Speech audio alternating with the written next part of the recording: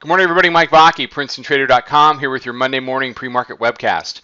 Okay, 30-minute chart of the ES, and just to quickly review last week. Last week was all about trading between 52.53 and 68.69. You can see the range trade that we spent the vast majority of the weekend.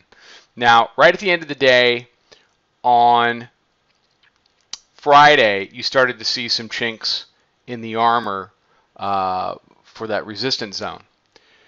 The bulls gapped it up, filled the gap, held it right at 2170. We've got a new high at 77.75, new all-time high. And what we're doing now is we're currently coming back to test range resistance.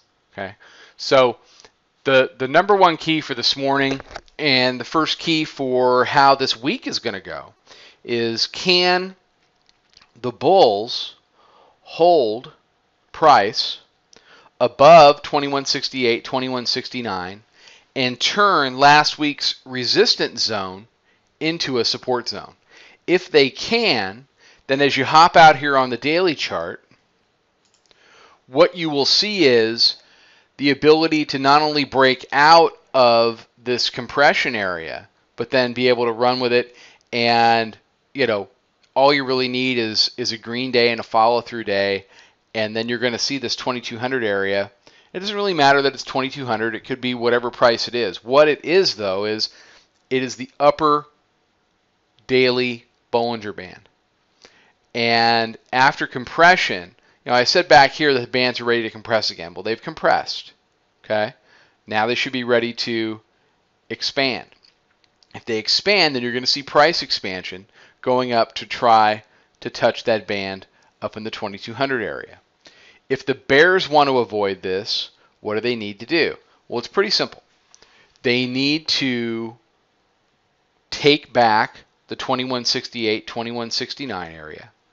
They need to conquer the new weekly pivot, which is down around 64.5. And then they need to go after the 800-pound gorilla in the room, which is 2152 to 2153. Now, what's interesting is, if this takes a few days, what you're going to see here is the green line, the daily middle band, middle Bollinger Band, also known as the 20-day simple moving average, continue to rise up to meet this floor. If you end up within a couple of handles, a test of both the 52-53 floor and the middle band on the daily chart, that is going to basically be high noon for this tape. If the bears hold it, it should give way to new highs.